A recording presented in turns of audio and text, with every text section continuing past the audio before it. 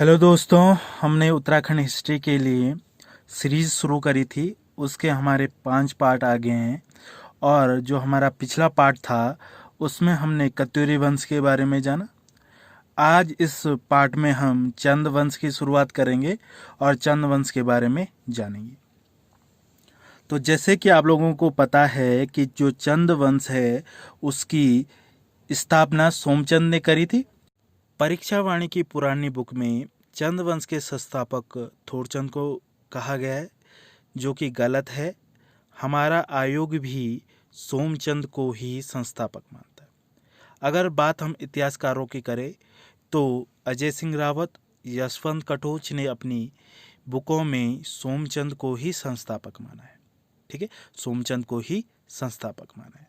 ठीक है, अगर हम बात करें कि सोमचंद कहाँ से आया था तो ये जूसी से आया था, जो यूपी में प्रयाग के आसपास कोई जगह थी। इसे कन्नौज के शासक चंद पाल, यहाँ पे पाल होगा, का भाई कहा जाता है। ठीक है, सोमचंद उत्तराखंड कैसे आया, क्यों आया और कैसे इसने चंद वंश की स्थापना करी?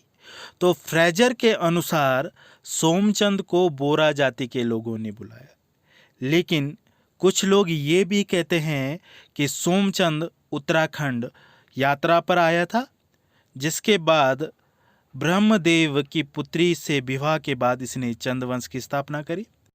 अब ये जानना जरूरी है कि सोमचंद ने चंद वंश की स्थापना कब करी। तो यहाँ तिथि को लेकर अत्यंत मतभेद है और मुख्य रूप से हमें 3 तिथियां प्राप्त होती हैं। पहली जो तिथि है वो 1020 से 25 के मध्य चंद वंश की स्थापना मिलती है। दूसरी जो तिथि हमें मिलती है वो है 953 ईस्वी। यह तिथि एटकिंसन ने बताई है, या एटकिंसन के अनुसार चंद वंश की स्थापना 953 ईस्वी मानी जाती है। अगली जो तिथि है वो बद्रीदत्त पांडे के अनुसार है। ठीक है, बद्रीदत्त पांडे के अनुसार चंद वंश की स्थापना 700 ईस्वी में हुई। ठीक है, तो ये अलग अलग तिथियां हैं, अलग अलग मतभेद हैं, तो हमें सिर्फ इनका आइडिया रखना है। वैसे ये तिथियां मुख्य रूप से नहीं पूछी जाती, लेकिन जो उत्तराखंड आयोग है UKSSC, उसका कोई भरोसा तो है नहीं। अगर पूछ ले तो ये तिथियां हमें पता होनी चाहिए। ठीक है, अब देखते हैं सोमचंद के बारे में। आइए सोमचंद जो हमारे चंद वंश के संस्थापक है उनके बारे में इम्पोर्टेंट बातें जान लेते हैं। सबसे पहले सोमचंद ने कैसे उत्तराखंड में चंद वंश की स्थापना करी उसे देख लेते हैं। तो जो ब्रह्मदेव थे कत्यूरी वंश के अंतिम शासक, उन्होंने अपनी पुत्री का विवाह सोमचंद से कर दिया। कहा जाता है जब सोमचंद उत्तराखंड की यात्रा पर आए थे तो कत्यूरी वंश के अंतिम शासक ब्रह्मदेव इनसे काफ़ी प्रभावित हुए, जिसके बाद इन्होंने अपनी पुत्री का विवाह सोमचंद से करवा दिया। ठीक है, विवाह में सोमचंद को दहेज स्वरूप एक राजबुंगा नामक जगह दी गई, जहां पर सोमचंद ने एक किले का निर्माण किया और चंद वंश की स्थापना करी। इस किले को आज राजबुंगा किले के नाम से जाना जाता है। ठीक है, सोमचंद एक मांडलिक राजा था। मांडलिक राजा उसे कहा जाता है जो किसी अन्य राजा को कर देता है या अन्य राजा के अंतर्गत राज्य करता है। ठीक है, अन्य राजा के अंतर्गत राज्य करने वाले को। सोमचंद किसी अन्य राजा को कर देता था, तो किस राजा को कर देता था? डोटी के राजा को कर देता था। डोटी राज्य से आप लोग परिचित होंगे। हम जब कत्यूरी वंश और कार्तिकेयपुर राजवंश पढ़ रहे थे तब हमने डोटी राज्य को जाना था। यह पश्चिमी नेपाल का हिस्सा था और यहाँ मल्ल वंश के राजा शासन कर रहे थे, तो डोटी के राजाओं को ये कर देता था।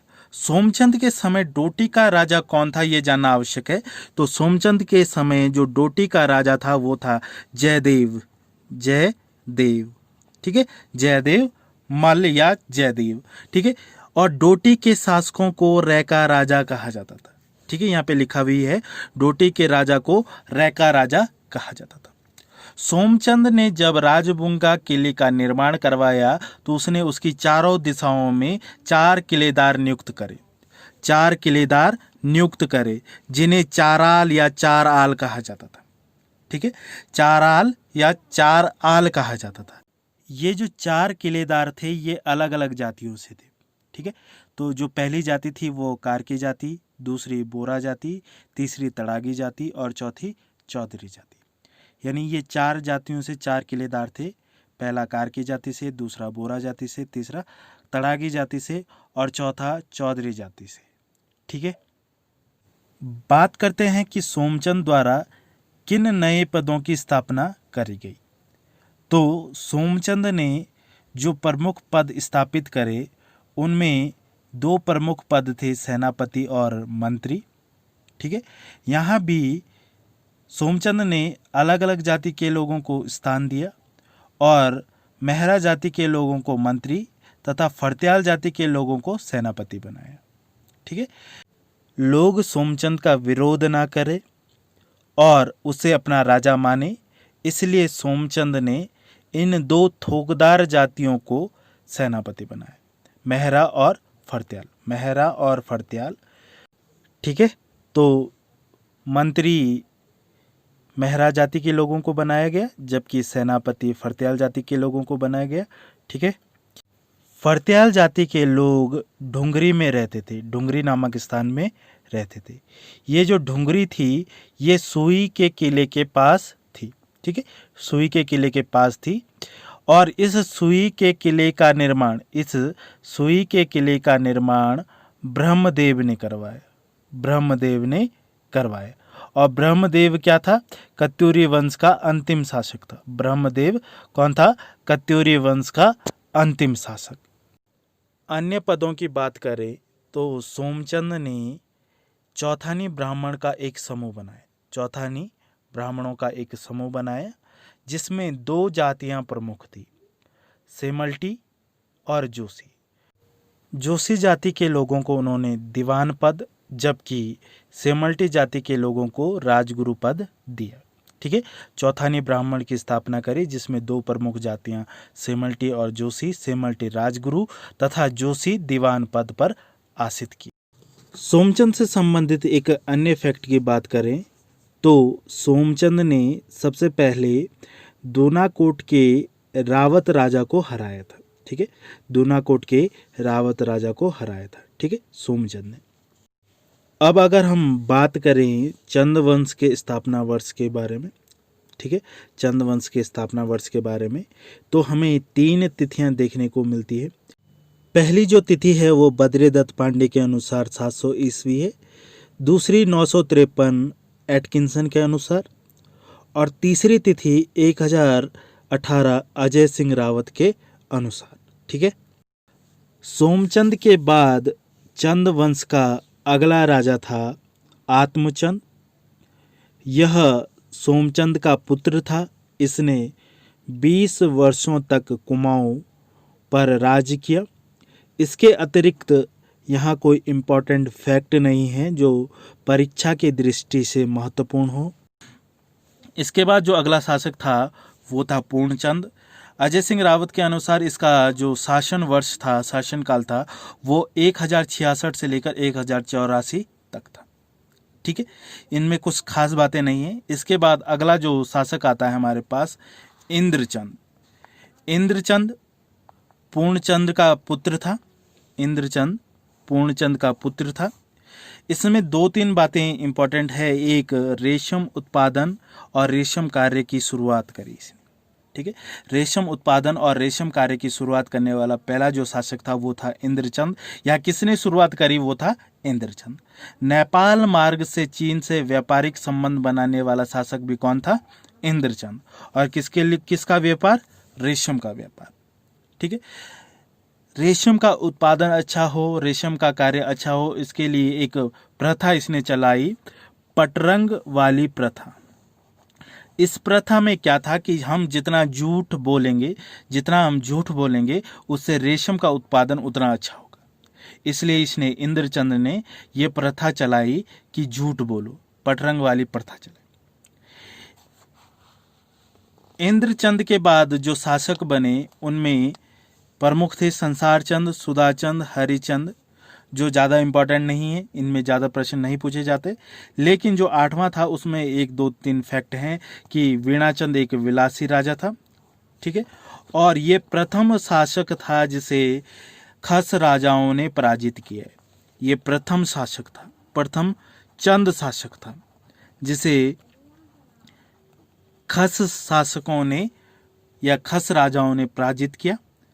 और इसे विलासी था तो इसकी जो चंद वंश का एक अल्पकालिक अंत कहा जा सकता है यहाँ पे, क्योंकि वीणाचंद के बाद खस राजा बन गए, शासक बन गए कुमाऊं में। वीणाचंद के बाद शासक आता है वीरचंद, और वीरचंद ने सोपाल नामक खस राजा को हराकर पुनः चंद वंश की स्थापना करी।